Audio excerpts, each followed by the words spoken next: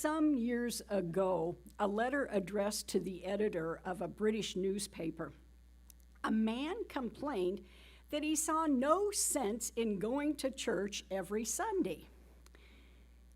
I've been attending services quite regularly for the past 30 years, he wrote. And during that time, I've listened to no less than 3,000 sermons. But to my consternation, I discover I cannot remember a single one. I wonder if a minister's time might be more profitably spent on something else. As you can imagine, that letter prompted many replies, and this was the one that summarized it. The respondent wrote, "I've been married for 30 years. During that time, I've eaten approximately 32,850 meals, mostly of my wife's cooking. Suddenly, I discovered that I cannot remember the menu of a single meal. And yet, I received nourishment from each and every one of them. I had the distinct impression that without them, I would have starved to death a long time ago." There are so many things like that in life, things that nurture us in big and in small ways, things that we don't always recognize, remember, or acknowledge. And I want to talk about one of those things today. Selah, pause, rest, silence. Selah is a Hebrew word found more than 70 times in the Psalms and several times in the book of Habakkuk. It's used as a musical or liturgical symbol. Among its meanings are pause, quiet, silence, and it often follows a significant verse that would benefit us from a bit of a pause or a breather to allow the infilling or the fullness of that verse to kind of take root in our consciousness. Here's some examples. Psalm 44, verse 8, "In God we boast all the day long and praise thy name forever." Selah. Psalm 61, verse 4, "I will abide in the tabernacle forever. I will trust in the cover of thy wings." Selah. And the last one, Psalm 62, verse 8, "Trust in him at all times, ye people. Pour out your heart before him. God is a refuge for us." Selah. With these verses, the writer of Psalms is creating a relaxed state of mind and encouraging the reader to wait in the stillness. Then the reader gets more firmly established with that attitude of harmony and good. Peace.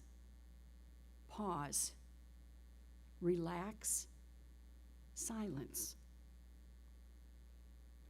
Our co-founder, Charles Fulmer, further explained Selah in Revealing Word, our dictionary of terms. He says, "It's the state of mind in which we relax and wait, that more inspiration may be established in our thoughts and hearts and more firmly established in harmony and good." It's been said that Selah is a small word, but it can have a great significance in our consciousness. Painter and adventurer Rockwell Kent writes, "In quietness, the soul expands." Now, most of us probably aren't familiar with the word Selah unless, well, as a Bible term, unless we've studied the Psalms at length or maybe studied ancient musical notation. We also probably haven't ever come across it as a directive in our prayer life, but we are familiar with its synonyms and their metaphysical application in our spiritual journey. How many times have we read or been advised, rest in faith? or rest in God's ever-loving arms, or rest in the Christ consciousness. The idea of rest as a metaphor to stop and to wait a moment. It's an invitation to be in that space, be in that place, and breathe. But for some of us, rest and pause are foreign concepts. In 2019, a study by the U.S. Travel Association found that a record number of 768 million vacation days went unused from the year before.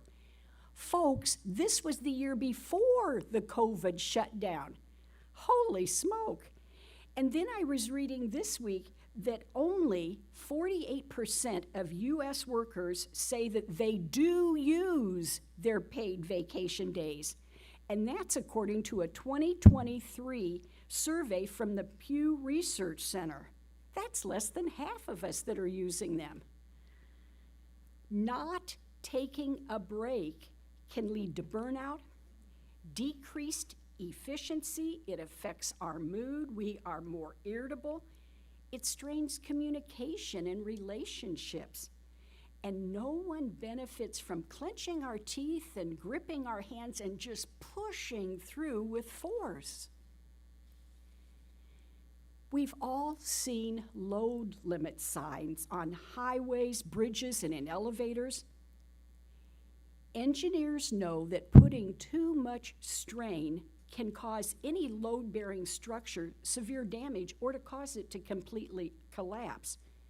And that's why they determine the exact amount of tolerance building materials can safely accommodate. Their warnings are then posted on signs and tell us not to exceed maximum load, and thus we have all those elevator jokes. Well, we have our load limits too that vary person to person, situation to situation, moment in time to moment in time.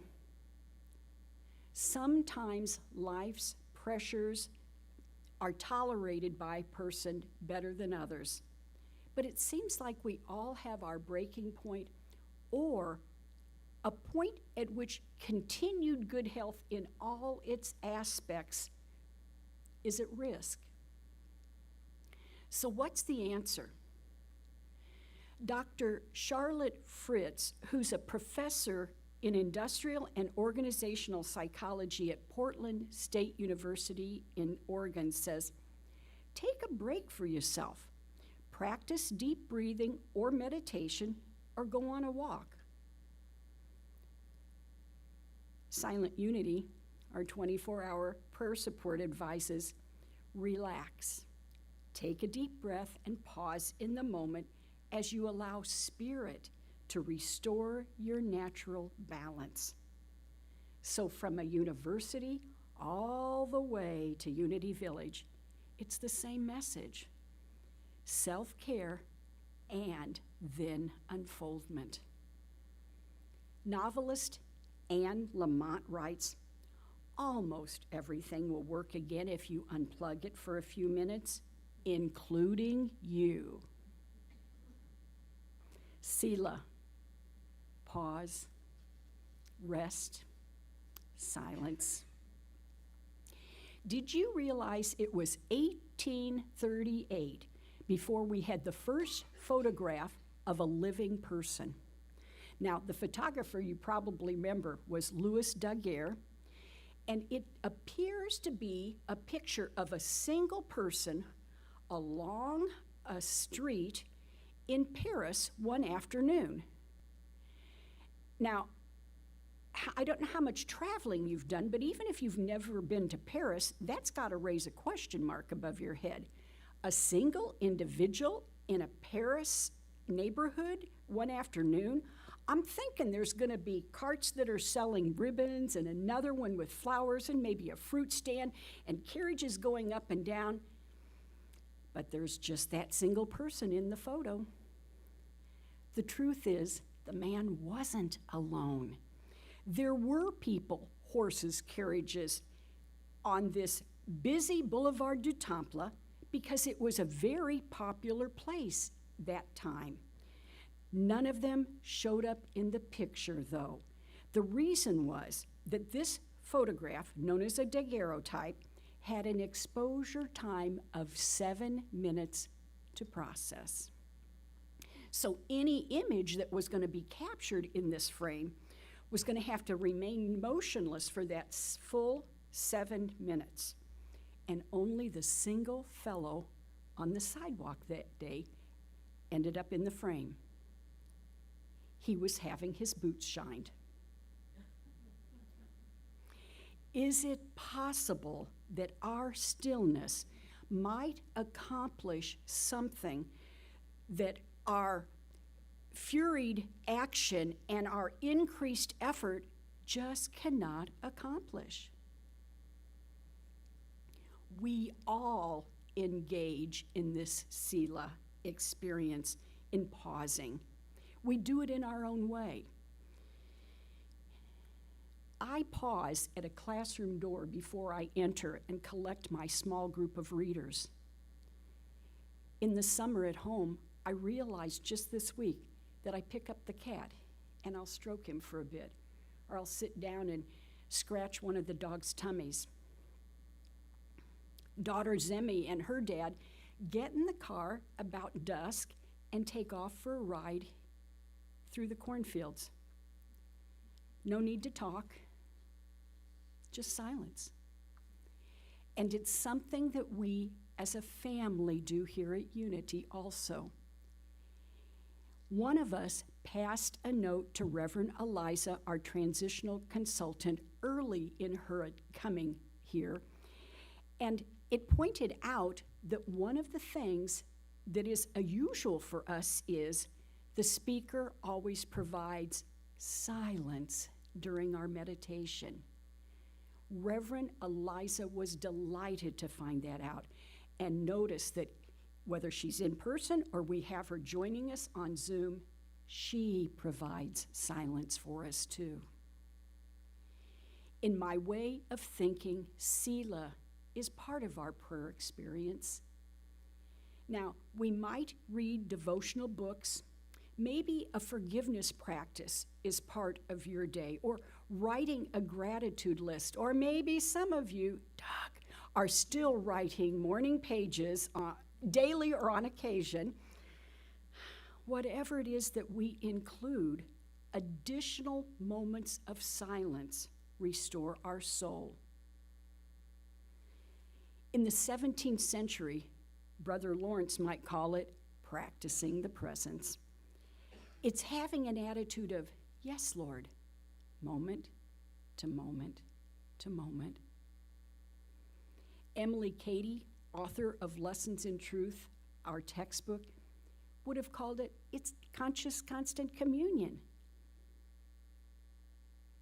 With intention, having an open mind and heart, we take a quiet moment and we just be. Comic artist Yumi Sakugawa writes, sometimes it's okay if the only thing you did today was breathe. Unity minister E.V. Ingrams connects our pausing in silence to this time of quiet when he writes, silence isn't new. It's very well known to every genius, inventor, philosopher, and every individual who has gone beyond habitual thought or their own boundaries and experience. It's one of the simplest functions of mind. It's a state of open-mindedness towards God. Some of you are familiar with the story that Richard and Mary Alice Jafala include in their book, The Quest. One evening, a damp north wind was blowing a chill off the moors, and it was going to be a night that would be good to stay inside. The first individual, an American, makes his way up the walk and he clutches his collar tight around his neck. He was going to visit a Scottish friend. Ralph Waldo Emerson and Thomas Carlyle had enjoyed a strong friendship through correspondence for many years. Now, after a long time, Emerson was on a trip to Europe and he was making a special journey to meet this friend in Scotland, to meet the renowned author and historian finally face to face. Carlyle greeted him, offered him a pipe, and then lit one for himself. And then the fellows sat down together in virtual silence until it was time to retire for the night. At that point, they warmly shook hands, praised each other for the fruitful evening that they'd shared together. Novelist Stephen Crane would add, "Sometimes the most profound of awakenings come wrapped in the quietest of moments." Jim Freeman, for many years head of Silent Unity, our worldwide prayer ministry, includes so many examples of silence in his writing. There's the drowsy silence of the noonday field, the restless silence of the sleeping city, a silence of grief too deep for tears, the understanding silence that falls between friends, the movement of the heavens, the growth of living things, the silence of human thought. We know, though, the deeper silence that is that place of peace within us. It's a place where all falls off and leaves us alone with Spirit. And whether we're standing in the school hallway outside a busy classroom, or we're sitting among friends in a sanctuary like this, or we're taking a ride at dusk through the cornfields, we listen. With an open mind and heart, we listen. Author Cornelia Addington writes, "It's not the beautiful words that we say to God that brings results, but what we hear God say to us in the silence of the soul." Dorothy Pearson, poet and minister, speaks to this place of stillness and peace in a poem titled "The Quiet Place." "I came to this quiet place and found you waiting for me, God. I hadn't heard you call. I had no seeming need at all. But I just felt guided to be still, and here you are. My heart is open to your will. Speak to me, God, for I am listening within myself. I hear you in my mind, a kind of moving as in a quiet forest, pleasant sounds, soft and whispering to my heart. In this place apart, oh God, thank you for the peace I feel, the sure knowing that you are here and real, and that we are one in this quiet place."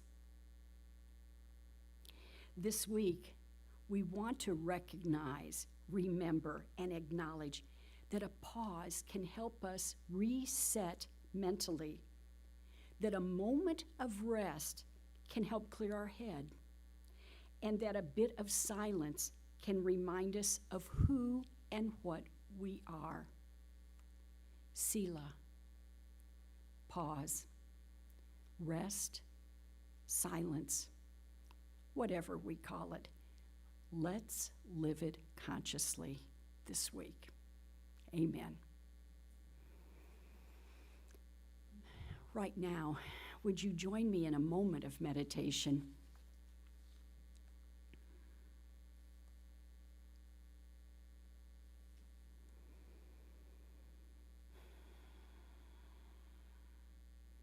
Letting all fall off and leaving us alone.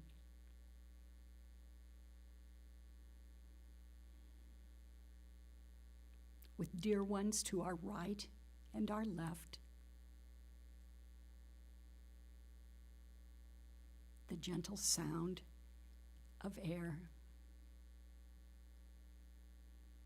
and the beating of our heart. In a time alone, I am restored and strengthened.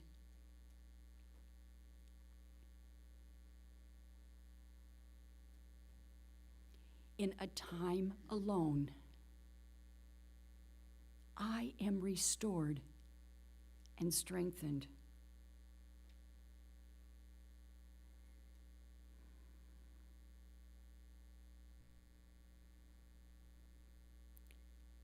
The peaceful face of a sleeping child, the gentleness of falling rain,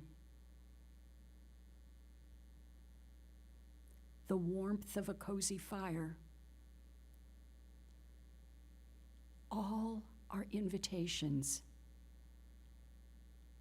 to this quiet place.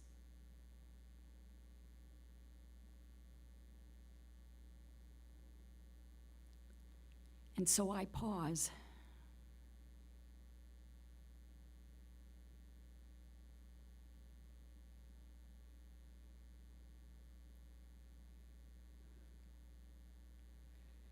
I pause, recognizing the presence of God.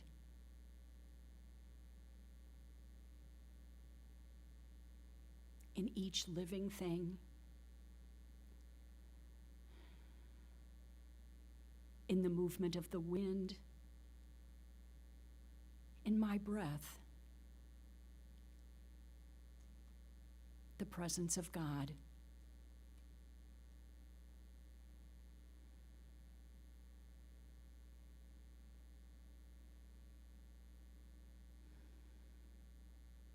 Selah.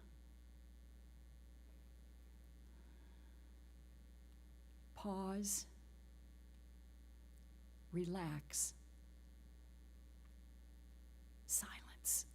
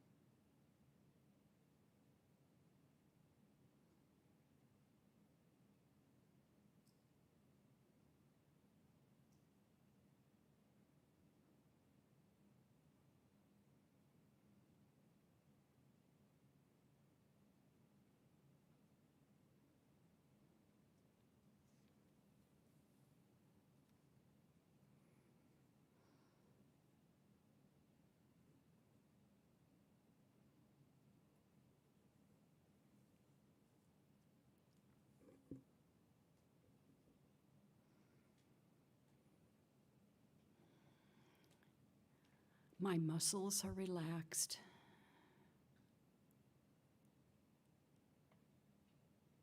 My breathing is steady. My jaw is ready for laughter.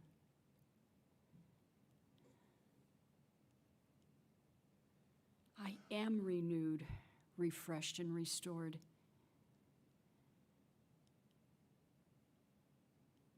I am open to divine ideas. I am open to movement of spirit.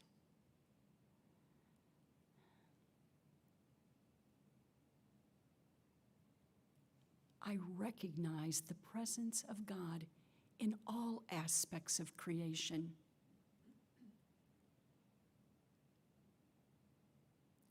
From this point of quiet, my life blossoms, and I am full.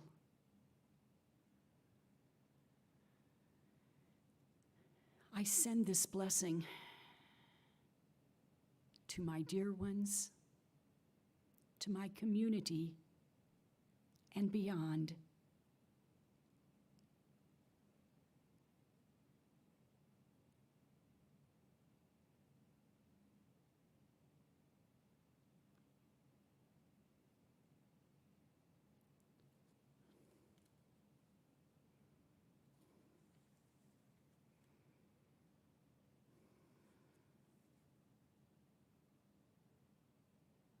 Truly, in a time alone, I am restored and strengthened.